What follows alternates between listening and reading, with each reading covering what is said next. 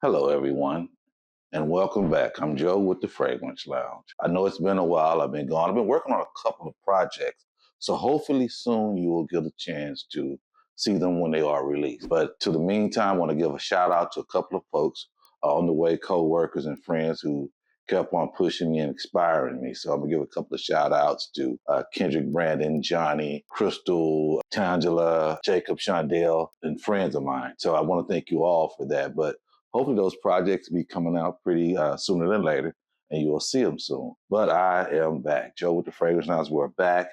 And while I was out, I had a lot of individuals asking me about the different iterations of the fragrances, men's and women's fragrances, from the Eau Fraiche to the Toilets to the perfume.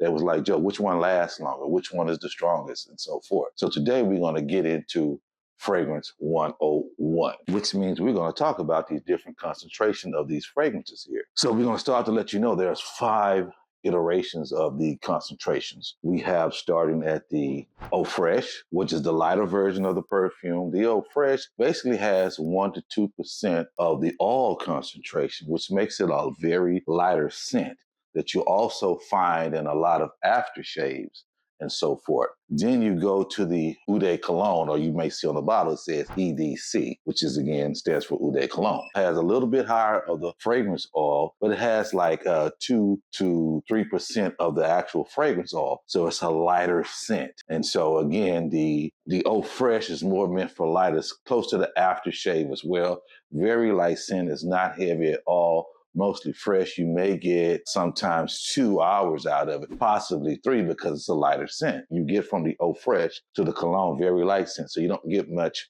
longevity out of it. Then we go to the Eau de Toilette. A lot of people in the days used to call it toilet water, and it's not. It's actually a fragrance. I don't know why people would call it toilet water. Eau de Toilette, EDT, they basically have anywhere from 5 up to 15% natural perfume oil concentration. So yes, it's a little bit heavier than the cologne and the Eau Fraiche versions. But it's been getting the job done for many years. That's what men wore. Usually the perfumes and so forth would go to the women. But now these days, over the last, I say maybe decade or so, men been getting into heavier concentrations of the perfume oil. And so then we come to the EDP, which is the Eau de Perfume concentration. Has a higher concentration of fragrance oil itself, from 15 to 25% of the raw materials fragrance oil in that perfume. And so it's a little bit richer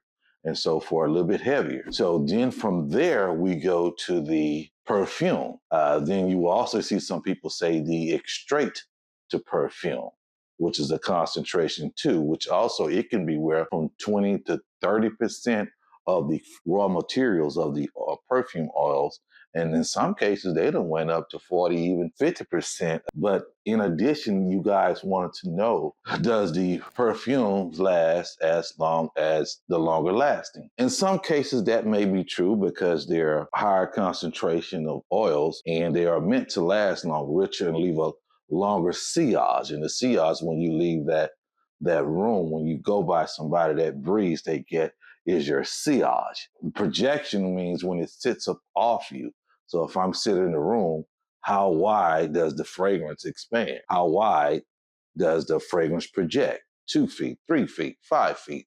Is it a room filler? So people want to know these things, so I'm here to explain them to you. Eau de Toilette. The toilet's anywhere between the 10 to 20%, 10 to 15% of the oils. It actually varies. And the reason why I say it actually varies, because there are some toilets that actually cannot last a Eau de perfume. And that's because of the materials. You have grade A, grade B, and grade C materials. So with these materials, how much money did that manufacturer spend on their material, their raw ingredients? So you can have some well-made toilet. For instance, this Valentino Romo here smells very, very good.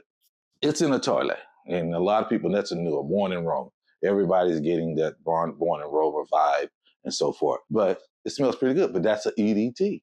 And I get a solid 6 to 7 hours out of that on a work day. And so with these different iterations and concentration of fragrances, it kind of subjective. It depends on you and what you intend to use the fragrance for. Do you need a beast mode fragrance that's going to last you all day, that's well made in a Oud perfume or a perfume that can last you 8, 9 hours, 10 hours, 12? Some can last the whole day.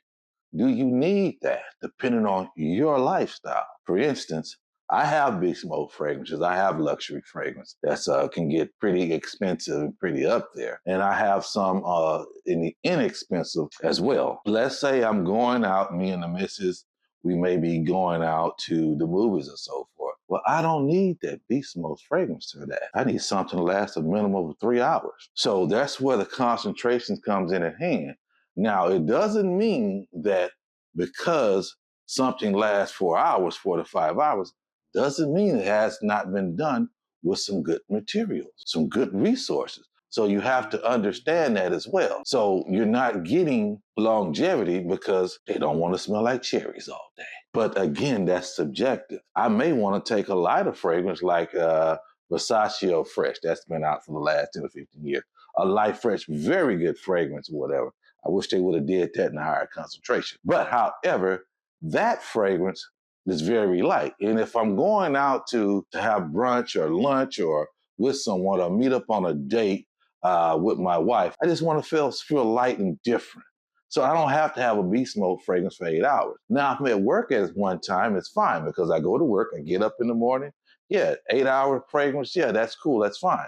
When I get off work, I could be going somewhere else. I'm going to shower, maybe go out to dinner with the missus. So I'm doing something else that's different. So the fragrance can be subjective upon you. But I just want to cover that with you guys today because a lot of people was asking, what about these different particular fragrances and how do they last and so forth? So I'm here and I just want to explain that to you. Thanks again. So if you have any comments or you have a question, leave them in the comments. Again, I'm happy to be back here on the Fragrance Lounge. So again, you have a wonderful day. I'm back. Thanks for tuning in to the Fragrance Lounge.